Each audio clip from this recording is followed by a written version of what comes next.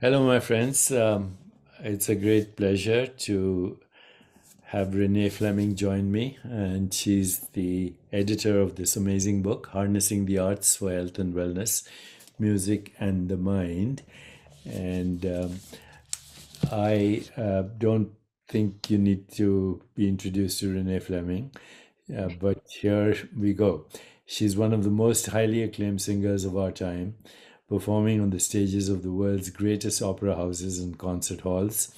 She's been honored with the U.S. Medal of Arts, the 2023 Kennedy Center Honor, and 5 Grammy Awards.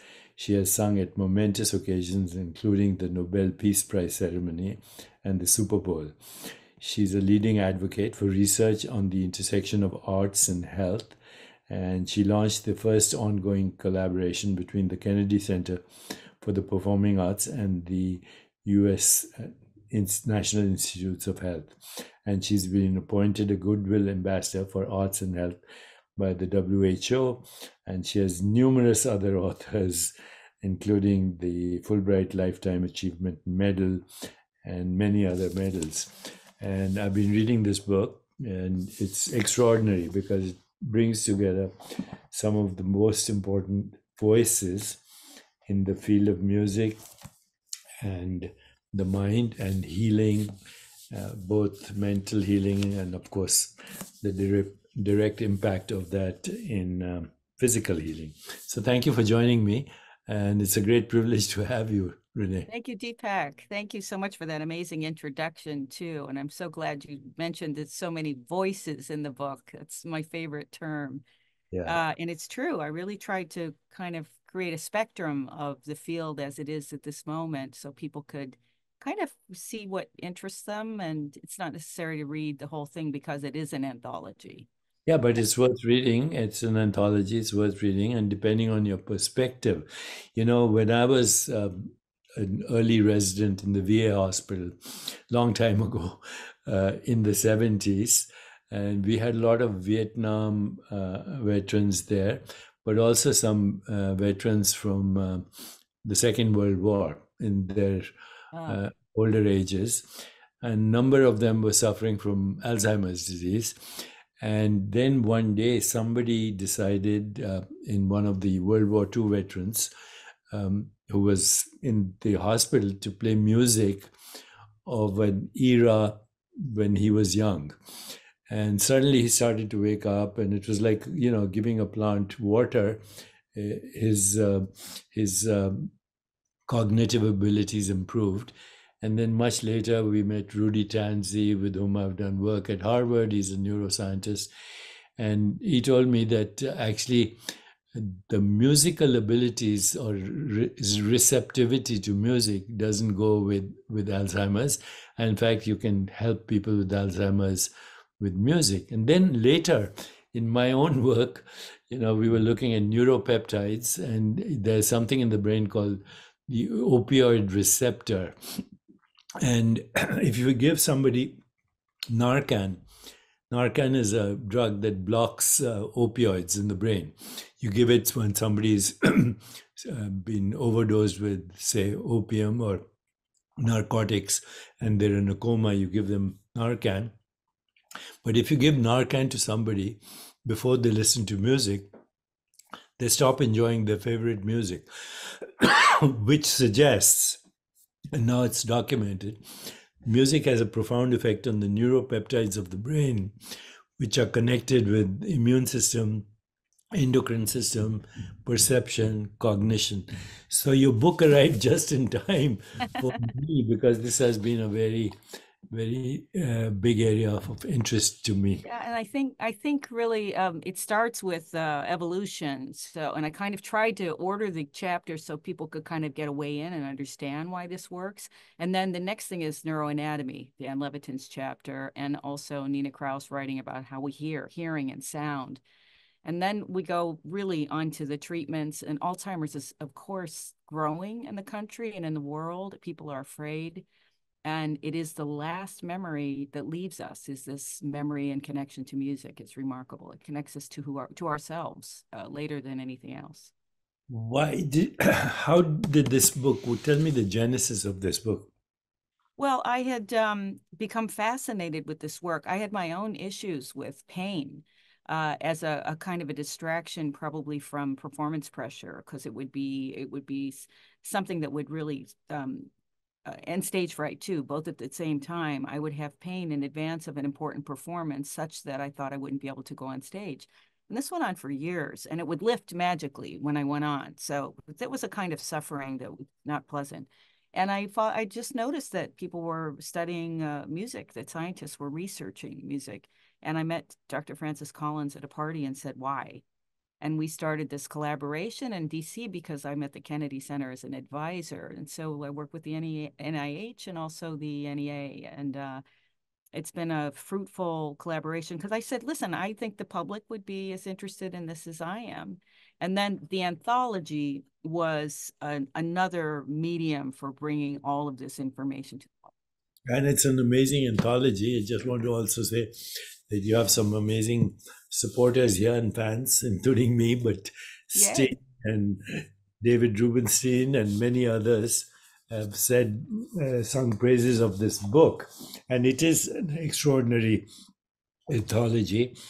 And I hope you're getting a good response already. I'm sure you are. Seem to be. I mean, some people I think are daunted by the length of it, but it really is. There are sections on, for instance, childhood development and education. There are sections on the actual therapies. There are deep dives into the science, and the writers are all at the top of their fields. There are a lot of artist chapters from, Ann Patchett and Richard Powers, writers, but Yo-Yo Ma wrote a beautiful chapter. Roseanne Cash wrote a harrowing chapter about brain illness that she had. And then we go to the future and talk about what's possible in the future. So it could be an introduction to arts and health, for instance. And which is a very missing element in our approaches to treatment of both emotional, mental, physical problems. You mentioned pain, which is, of course, a physical and a mental and an emotional distressing situation. And just knowing that opioids are actually the pain relievers that are normally present in our brain, it makes total sense that music therapy should be part not only of pain therapy, but Right. emotional and mental well being. And, I was looking up some of the research from your book, actually, and it seems that music therapy has come of age. Both in evidence based practice, addressing mental issues and physical issues. Uh, what what do you say about the future of music therapy here? I haven't gotten to that part. Well, MIT, there's a wonderful chapter from MIT that talks about the various initiatives that they have that are really successful and fascinating. I mean, they've just discovered, for instance, and this is new, it's so new it's not in the book, but the brain waves are aligned across various layers of the brain, but it's the same with all mammals. And this was earth-shattering discovery. He said, in fact, it was under our noses. We don't know why we never noticed this before. And so that's going to spawn so much new research because these are forms of rhythm. It's a form of also sound waves. Focused ultrasound is really treating a lot right now. But in any case, it's also, my favorite is neuroarts. So Susan Meg Salmon and Ruth Katz started the NeuroArts Blueprint, and I'm co-chairman, and it is a larger umbrella for healing and art because it starts with every aesthetic experience, which means our love for nature. It's visual art, it's dance, it's also architecture. Why aren't our buildings? Why don't they have more green space, or more spaces that are attuned to our needs? So this is all in the book too. Liz Diller wrote a great chapter on that. But it was really a labor of love. It took almost 3 years to put this I am together. sure. So, just for our audience, just to mention some of the chapters in the sections. The first part is called How and Why. Experts explain the basic science connecting arts and health. including origins and evolution, something that I'm totally fascinated by. Then there's a second section called the Medical Muse. Health professionals and artists share impacts of the arts in hospitals and clinical settings. Then a third section called Health in the Spotlight. Artists and leading presenters discuss key health issues and community initiatives. Creative learning. Educators of research illuminate the effects of arts engagement on the developing brain. Music and therapy, experiences and applications. And science, a deeper dive. And finally, the road ahead. And experts and luminaries in all these fields. So it's quite an amazing collection. And I'm sure it was a labor of love for you. Right. And it was a passion because I'm a performer and we sort of have a sense of this. I know that I connect. You were the one who said to me when we met, you're lucky to be a singer. You're connecting with the vagus nerve every day. That's And right. Legal it's activation. it's true. It makes me happy to sing. Singing has come up in a lot of research as being very beneficial. Yeah. So for postpartum depression, for cardiac failure, I mean, there are some really surprising initiatives. Yeah, the vehicle thing is relatively new, but it's catching on. Singing, chanting, in even the word enchantment means to become one with the divine through chanting and singing. Oh, So, perfect. when you look at these roots of music.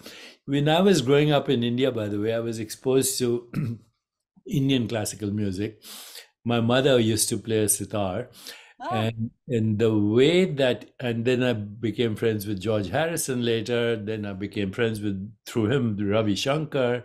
And recently I was in England at Paul McCartney's event, and Anushka Shankar was there. We had a kind of a great oh, regroup. wow. Paul McCartney, Stella McCartney, Anusha Shankar, yeah, Olivia Harrison, George Harrison's wife, and then all the kids, the Beatles and all their kids. And Amazing. I grew up with this, and so my interest was in biological rhythms and music. So, we have four biological rhythms in our body: the circadian rhythm, as the earth spins, the seasonal rhythm, as the earth goes around the sun, the gravitational rhythms, as because of the gravity of sun, moon, and earth on each other, and even so those are tidal rhythms, and gravitational rhythms, and seasonal rhythms, and circadian rhythms. And it seems that the basic geometry of the universe is both mathematical and musical. And if our rhythms are aligned with these cosmic rhythms, then that's a state of perfect homeostasis. So, in some of these ancient wisdom traditions, the music was different during different times of the day, different seasons, different transitions from spring to summer to winter to autumn. And there was an ancient science. And I think what you're doing is resurrecting it now with modern Right. science. You know, Exactly. But it's evidence based now because that's the only way we can get it into our healthcare system, which is where it should be, I believe. Zakir Hussain wrote a beautiful chapter in the book about the mysticism of his learning music and the rhythm that his father taught him. yes. I love classical Indian music. It brings me so much joy. I asked him, I said, why do I feel so much joy when I hear the music that you play? And he said it was a spiritual practice always, and it's ancient. It's ancient. Well, there's a lot in the book, and I don't think we can go into it. You guys pick up the book if you're interested in music therapy, music and the mind, music and emotions, music and physical disease, music and pain, evolutionary insights into music, and now what Renee just said, music and mammals. I mean, this could be part of not only regular medicine but also veterinary medicine, right? Definitely, absolutely. We're so related, and we want this for sustainability of the planet and for really for the healing of our society as well. When you think about how in history, singing together, drumming together, chanting together is what has made us aligned and really it's helped the society, and we need that right now. So here are some quotes I picked up just before I went on one of these AI engines. Said, give me some quotes on music and from great luminaries, poets, authors. Music is the mediator between the spiritual and the sensual life. Beethoven. Just as a candle cannot burn without fire, man cannot live without a spiritual life, which includes music. The Buddha. Music gives a soul to the universe, wings to the mind, flight to the imagination, life to everything. Plato. Mm. Where words fail, music speaks. Music is the divine way to tell beautiful poetic things to the heart. Pablo Casals. Melodies are messages from the divine, etc., etc. I remember in high school reading Shakespeare. He said, the man that hath no music in himself is fit for treasons, stratagems, and spoils. Ah, Let no such man be trusted. So I think people like Putin and Trump need I some know. physical A little therapy. bit. Yeah. I was in Carnegie Hall last night for a concert, and I also was reminded that we have a moment to be in the default mode, to really just be and be present. And that is so hard for us now. It's I so mean, hard. this is your work, this is what you teach us. Uh, the default mode network in the brain is the neural correlate of the ego mind. Mm. So when we play music, that goes into stillness, silence. You go beyond the ego into the realm of spirit. It's So when I'm creative, when I have those moments, I can be creative and think about what projects I want to undertake and how I want to sing and what music I want to sing. It's been very important in my life. it's such a privilege to talk to you, Renée Fleming, luminary and one of the most important people in the world of music Thank you, and Deepak. enchantment. And the book is called Music and the Mind. Pick it up and share it with others because music makes us feel holy and whole, and when we are holy and whole, we are also healed. So it's a privilege to talk to you, Renee, and I look You forward too. to Thank you. our further adventures at Harvard and Sages and Scientists, and peak performance and peak living.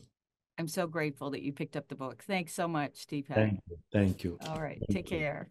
Take care.